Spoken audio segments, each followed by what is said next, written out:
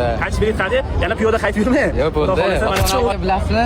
Safarimning 50-60 kunlarida yetadiganimda ko'p insonlar senga sovg'a qilaman, ota-onangiz umra ziyoratini sovg'a qilaman, u qilaman, bu qilaman deb rosa gapirdi, mana odamlar biladi. Lekin mana yetib kelgandan keyin hech kim aloqaga chiqmadi, to'g'risi.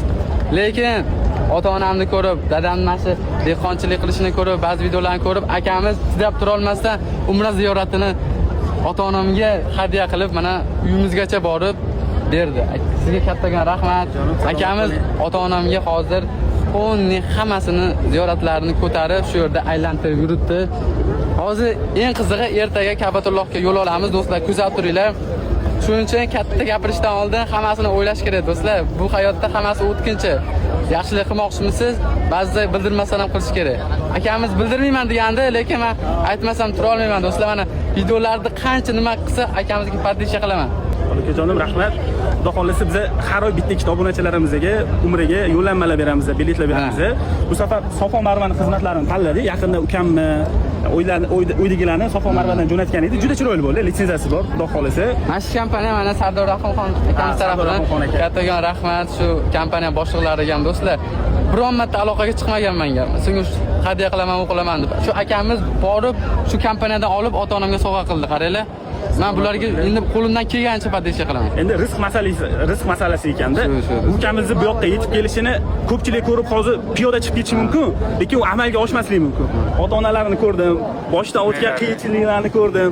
Ukamizni ko'rgan qiyinchiliklarni ko'rdim. Yosh bo'lsa ham mas'uliyatni bo'yniga olganini ko'rdim. Bordim, ota-onalar shunaqangi yig'lashdiki, men haqiqiy joyda o'yladim. Xudo xolasa, aka, ibodatlar qabul bo'lsin. Makkaga boramiz, umra amallarni bajaramiz, hammasi chiroyli bo'ladi. Vatanga qaytamiz va nedik ukamizga qaytish bilet hadya. Xudo xolasa, Primo Reis bilan qaytish biletini hadya qilamiz. Xolasanglar birga, xolasanglar. Qaytish bilet hadya, yana piyoda qaytib yurmang. Yo'q bo'ldi. Ota-onam hoji qildim, endi boshqa g'amim yo'q, do'stlar. Bu dunyoda hamma narsaga erishsa bo'ladi, lekin ota-onani rozi qilish birinchi o'rinda, to'g'rimi? Xohlasa kuzatib turishda biz doimiy bepul biletlar, bepul umra paketlar berib boramiz. Obuna bo'lib qolishsa, xudo xolasa. O'zbekiston xalqiga ming rahmat. Sog' bo'lsin, omon bo'lsin. Duo qilib, qo'llab-quvvatlashga bir qo'ltim suv bergan, yordam qilganga hammasiga mana shu yerga kelish nasib qilsin. Allohim, mana onamni birinchi aytgan so'zi nima bo'ldi, meni ko'rganingizda? O'g'lim ozib ketgan ekansan, yaxshi eson-omonga yetib kelib oldi, yuzingizni ziyorat qilib. Yaxshi yurib olayotgan endi bo'ladi. Mana shu akamizga kattagan rahmat. Chindan niyat qilinglar, pul muhim emas, boylik muhim emas. Odam ichidagi pok niyat muhim. Alloh xohlasa hech narsa emas. Bu buyum hamma narsalar Alloh ham bir duo qilinglar O'zbekiston xalqi. Kuzatinglar.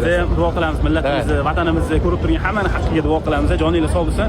Tez kunda hammanglar ota-ona bilan, yaqinlar bilan mana shunaqa joylarda kelib ibodat qilishlik. Bo'ldi, siz yig'lamaysiz, yaxshi qiz toping. Nedikda o'ylantiramiz, xudo xolasa qaytganda. Do'stlar, kuzatinglar. Joninglar sog' bo'lsin. Assalomu alaykum.